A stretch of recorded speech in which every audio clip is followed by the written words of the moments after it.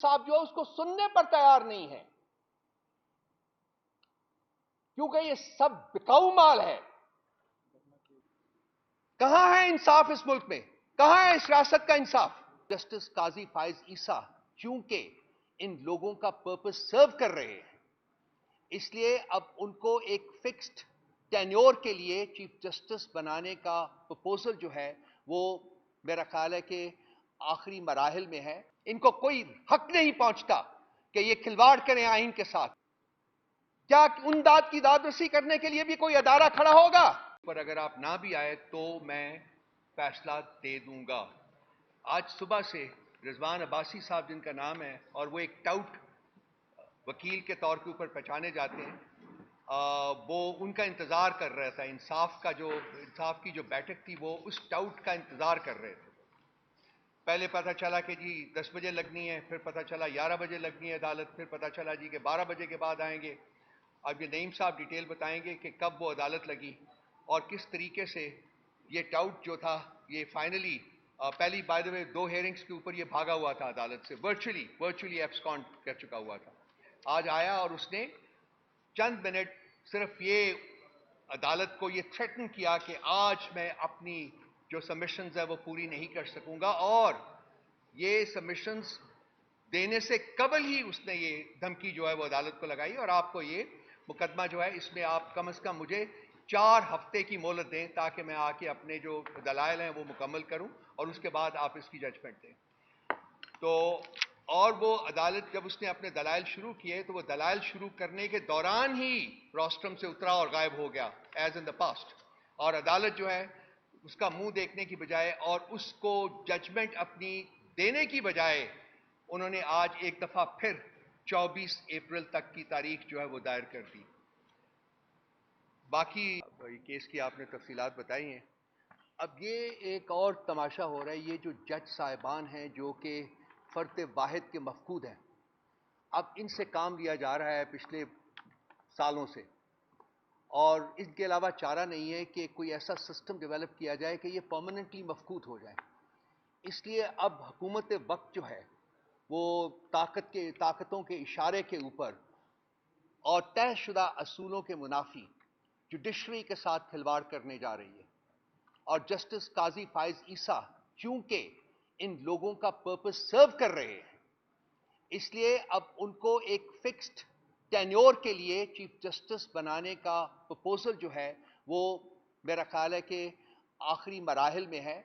और जो मेरी इंफॉर्मेशन है वो ये है कि जी शायद इन बाई इलेक्शन से पहले या उसके फौरन बाद जो है वो नेशनल असेंबली में डाला जाएगा और उनकी मुद्दत मुलाजमत जो है वो 3 साल तक लाजमी करार दे दी जाएगी। इसकी वजह क्या है? इसकी वजह यह है कि काजी फाइज ईसा साहब ने as chief justice of the country, उनको 40-45 साल पुरानी जो थी डायरेक्शन ऑफ जस्टिस जो थी वो तो नजर आती है, लेकिन उनकी आंखों के सामने आज के दिन में जस्टिस के साथ जो खिलवाड़ हो रहा है वो उनको नजर नहीं आता। वहां उनकी आंखें बंद हो जाती हैं, वो उनकी आंखें देख नहीं सकती हैं, उनके कान सुन नहीं सकते हैं, उनकी जुबान बोल नहीं सकते, क्योंकि वो भी मफकूद हैं उन ताकतों के जिन्होंने इस मुल्क के ऊपर कंट्रोल हासिल किया हुआ है। हम इस मूव को पूरी ताकत, अपनी पूरी पार्लियामेंट्री ताकत के साथ अपोज करेंगे। जो तयशुदा प्रिंसिपल्स हैं उनको वायलेट ना किया जाए। ये जाली हुकूमत है, ये फॉर्म 47 की हुकूमत है। इनके पास कोई मैंडेट नहीं है, इनके पास कोई लेजिटिमेसी नहीं है, इनके पास कोई मॉरल स्टेचर एंड स्टैंडिंग नहीं है। इनको कोई हक नहीं पहुंचता कि ये खिलवाड़ करें आइन के साथ, ये तयशुदा जो असूल हैं उनको वायलेट करें और उनको चेंज करने की कोशिश करें। ये हम नहीं होने देंगे। अपनी पूरी ताकत के साथ पीटीआई जो है वो खड़ी रहेगी इनके साथ। और इसके साथ साथ बहावल नगर का जो सानिया हुआ है, पहले तो हम सुनते थे कि लोग आपस में लड़ाई करते हैं। आज पाकिस्तान के 2 इंस्टीट्यूशंस जो हैं वो अपने एक दूसरे के साथ बरसरे पैकार हैं। किसी एक फौजी जेसीओ के घर में पुलिस ने पुलिस गर्दी की जिसके वो आदी हो चुके हुए हैं।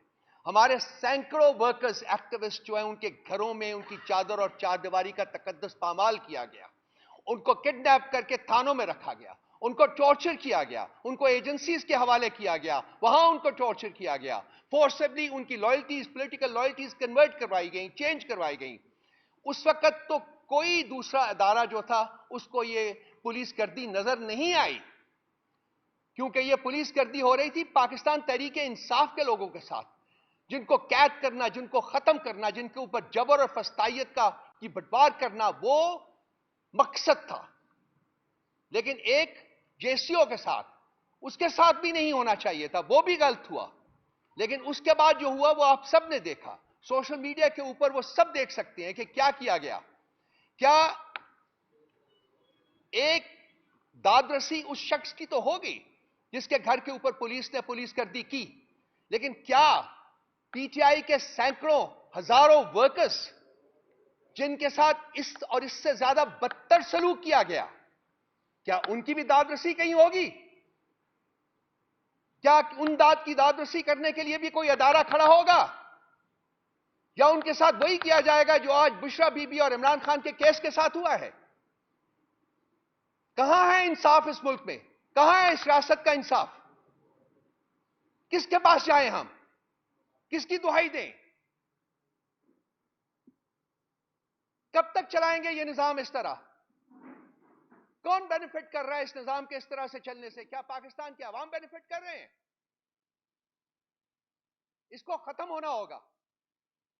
मुल्क के अंदर जो लोग हैं उनके ऊपर तो पुलिस गर्दी भी हो जाती है और अदारा गर्दी भी हो जाती है, उनके जस्टिस को डिले कर दिया जाता है, उनको कुछ नहीं दिया जाता, उनके हकूक सलब कर दिए जाते हैं, उनके साथ पकड़ के उनके साथ जो भी हो सकता है वो करे। लेकिन जब इंसाफ के तकाजों की बात होती है तो हमारे फॉरेन ऑफिस की जुबान मफकूद हो जाती है। कल अगर आप ईरान के रिटेलिएटरी असॉल्ट के बाद इनकी स्टेटमेंट पढ़ें तो उसमें इजराइल का नाम लेने की जुर्रत नहीं हुई है हुकूमत पाकिस्तान को, जो पिछले 7 महीने से गाजा में मुस्लिम्स का जेनोसाइड कर रहा है। हिम्मत नहीं हुई है हुकूमत पाकिस्तान के फॉरेन ऑफिस के कि इजराइल का नाम भी ले सके। ये मेरे पास पड़ा हुआ है, अगर आप कहेंगे तो मैं आपको उनकी ये स्टेटमेंट भेज दूंगा। इससे ज्यादा गोल मटोल स्टेटमेंट मैंने पाकिस्तान की 76 साल तारीख में नहीं देखी। तो क्या आज हम मुसलमानों के जेनोसाइड में एक फरीक के तौर के ऊपर सामने आ रहे हैं? कहां कहां आपने जाके मुल्क को बेचना है? कहां कहां मुल्क का सौदा करना है? क्या मिलेगा आपको ये सौदा करके, ये मुल्क बेच के और मुल्क के अवाम के इंटरेस्ट को बेच के? इस घिनौने काम को खत्म कर दें, ये और नहीं चल सकता। इससे सिर्फ एक चीज कमजोर हो रही है और वो है रियासत पाकिस्तान, जो खोखली हो चुकी हुई है। इसकी फाउंडेशंस जो हैं वो बॉबल कर रही हैं, जिनमें कोई सख्त, कोई ताकत नहीं रही है, क्योंकि 76 साल से इस मुल्क को लूटा गया है, 76 साल से इस मुल्क को रेप किया गया है, और रेप करने वाले और लूटने वाले आज भी हुकूमत पर बराजमान हैं। आज भी ये फॉर्म 47 के बेनिफिशरीज हुकूमत पर बराजमान है। और मुल्क का सिस्टम जो है, मुल्क का आइन जो है, मुल्क का कानून जो है, उसकी धज्जियां बिखेर दी गई हैं। कोई भी इन लोगों को रोकने की पोजीशन में नहीं है। कहां पुश कर रहे हैं, कहां लेके जा रहे हैं हम रियासत को? कब हमारे दिल को चैन होगा कि अब हमने रियासत के साथ बहुत कुछ कर लिया है? कौन सी वो आंसर है, कौन से वो फैक्टर्स हैं जो कि कन्विंस करेंगे कि भाई अब इसको बख्श दो?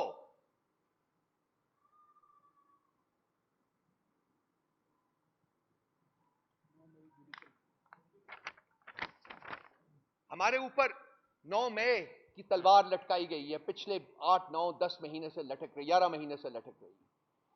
हम पहले दिन से ये कह रहे हैं कि जुडिशियल इंक्वायरी की जाए, उसकी नहीं की गई, कोई मानने को तैयार नहीं है। लेकिन सजाएं डिश आउट करनी शुरू कर दी हैं मिलिट्री कोर्ट से। कहां का इंसाफ है ये? किस इंसाफ के तकाजे पूरे हो रहे हैं? किस कानून के तकाजे पूरे हो रहे हैं? किस आइन के तकाजे पूरे हो रहे हैं? हमारी जो दरख्वास्त है सुप्रीम कोर्ट में वो पेंडिंग है। वो ये चीफ जस्टिस साहब जो है उसको सुनने पर तैयार नहीं है। क्योंकि ये सब बिकाऊ माल है, बिका हुआ माल है ये।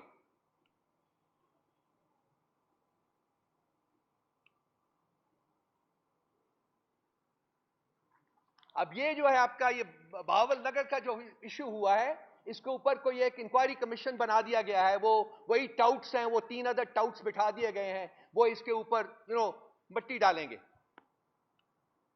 हम इसकी भी इंडिपेंडेंट जुडिशियल इंक्वायरी की डिमांड करते हैं। इस मुल्क में कभी तो ऐसा कोई एक रस्म डालिए कि असल मुजरिमीन जो हैं उनको अनर्थ किया जा सके, उनको पकड़ा जा सके, उनको सजाएं दी जा सकें और अवाम को बख्शा जाए। हमेशा अवाम ही इस मुल्क के जबर और फस्तायत के शिकार होते हैं। यह रस्म खत्म होनी चाहिए अब।